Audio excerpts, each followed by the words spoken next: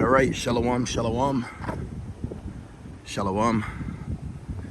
First and foremost, I want to give all praise, all honor, and all glory to Yahweh, Bahashem, Yahweh Shai, Bahashem, Rakakodash. I'd also like to give double honors to my elders, bishops, and apostles of Great Millstone that do root well. And I would like to say peace and salutations, to the Lord's elect, to the hopeful elect in the 1/3.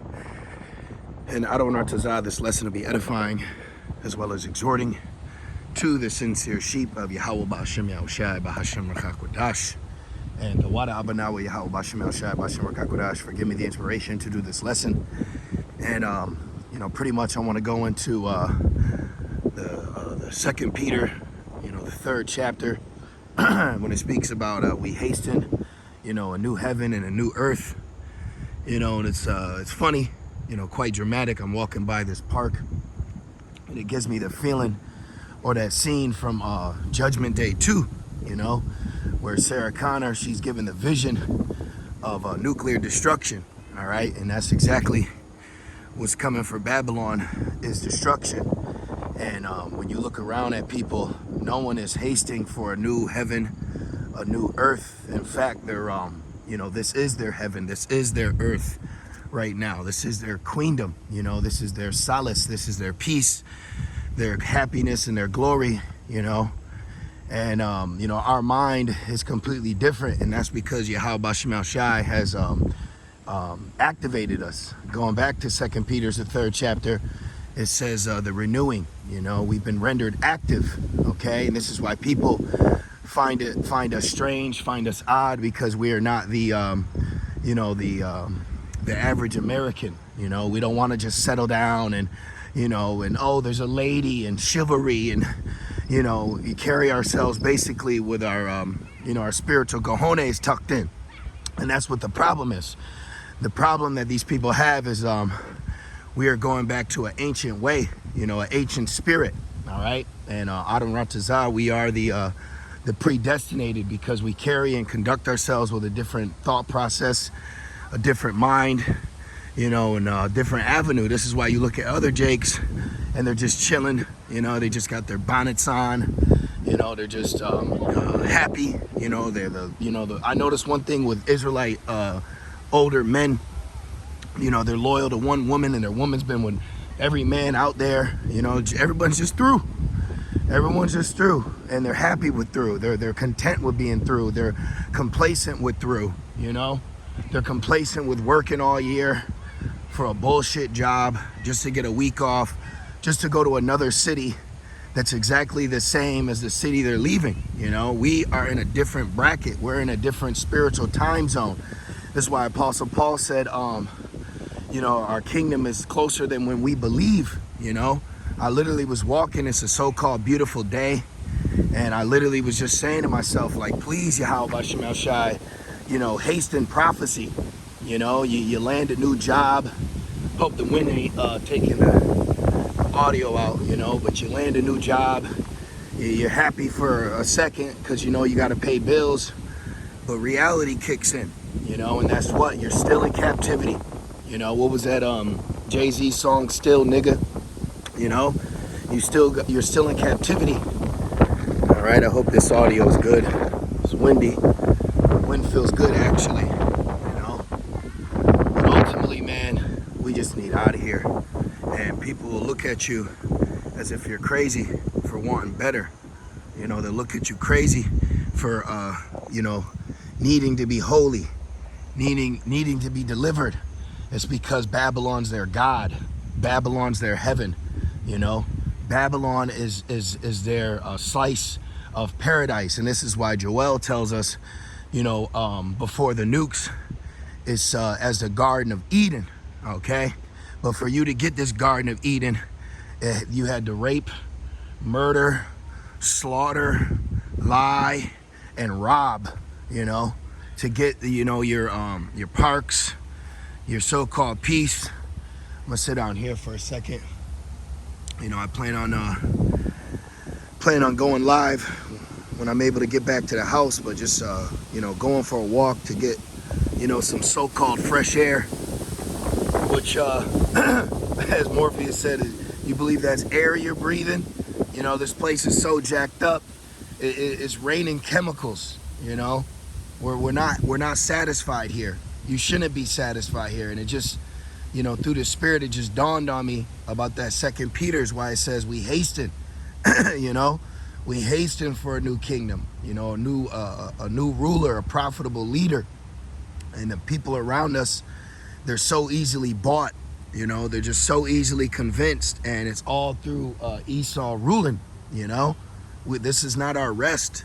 This place is you know, a sore spot, man. You know, this place is a bad memory, and we're still in it. You know, this is why brothers say the kingdom, when we get there, you know, Babylon's gonna be like a bad dream, because forever is coming, and that's ultimately what we're waiting on, is forever. You know, are you waiting on forever? Because I'm waiting on forever. Forever is coming, man. Okay, and I don't know, I'll probably title it that. You know, and I just find myself wanting to do exhortations, you know, when I have some alone time, because that's what's on our mind. You know, is the kingdom. You know, what's on your mind in alone time? You know, and for brothers watching, you know, Baba Kasha post precepts. You know, I'll more than likely set this on a premiere. But yeah, man. You know, just hastening for the kingdom to come. And look around, who else is? Everyone is hastening for date night, hastening for the NFL season to start, which is trash, by the way. You know, no diss to a brother that may spend his spare time watching it. You know, we have our own hobbies and things that we do to make the day go, and that right there proves that we're in captivity, because we find little things to occupy our time while occupying our time within prophecy. Okay, but just the average American life and what it gives you is not fulfilling to a man of the Lord, to a hopeful elect, to a predestinated spirit. You know, it's not fulfilling. You know, and women, they're easily wooed. You know, they're easily wooed in this captivity, because they're not designed how we're designed. All right, our makeup is different, our walk is different. And the Israelite man is the most, you know, misunderstood creature on earth, the most unappreciated and captive creature on earth. And soon we're going to be freed, man. You know, we're going to be freed from these chains of darkness. We're going to be freed from the opinions of the masses. You know, we're going to be freed from this this carnival cruise that people constantly want to get on. You know, and that's all these people want to do. They just want to eat. They just want to have sex. They just want to watch Jake bounce a ball. You know, and that's not fulfilling to us. This is why we hasten for a new kingdom. We hasten a new earth, all right? We want this and will be wiped off of the map, all right? And that's what we're waiting on. We're waiting on the Lord to give the go. We're waiting on Yahweh Bashim Shai to fulfill his will. That's why it says the end was declared from the beginning, all right? The end was declared from the beginning, all right? And we're waiting for the end to manifest. As the scriptures say, you know, all things have a beginning and an end, and the end has manifest. So that's what we're waiting on. And this is why people are going to lose it. You're going to see people lose it.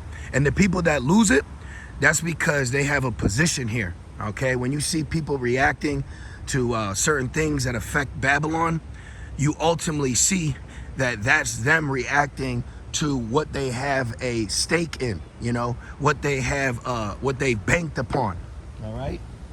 So Jacob's trouble is really going to expose where everybody's at, you know? Jacob's trouble is going to expose what people believe in. Jacob's trouble is going to expose who people reverence, what they care about, all right? And it reminds me of that quote. I quote it from time to time because I think it's a good character. When you look at The Dark Knight from the Batman series, and Joker, he was telling that Edomite officer how he had took that officer's friends out, and he said that you know, at the point of death, all right, or when death is approaching, that's when people showcase their true character. And that's what we're getting ready to witness. We're getting ready to witness the true character that these people really are in, because Babylon is a facade, you know. Babylon is makeup, is costumes. Everyone gets to fake in front, and that's one of the biggest things that irks me about this place is the phoniness here, the fakeness, okay? People can just be wicked and they don't repent. All right, people are gonna be afraid when they commit wickedness in our kingdom. People aren't afraid of committing wickedness; they're afraid of the punishment if they get caught. All right, and if if the Lord is with you, and you have a hopeful, righteous spirit, you would detest this place, man, and everything in it. Now we do our business and we handle, our earthly affairs because we have to. But after that, man, when the job's done, camp's over, the lesson's over, we just want to go home, man. So what spirit are you in? Are you hastening for a new heaven and new earth? What thoughts do you have on your downtime? Is it just worldly? Is it the minds of the Gentiles? Because that's what Apostle Paul told the brothers in Corinth, like pretty much, don't have a mind of a Gentile, So I just wanted to do this quick lesson. I pray that it was edifying. I just want to say, call Allah, Yahweh, Bashem, Yahushai, Bashem, Rakakwadash. Double honors to my elders, bishops, and apostles of Great Millstone that do well. With that being said, Shalom.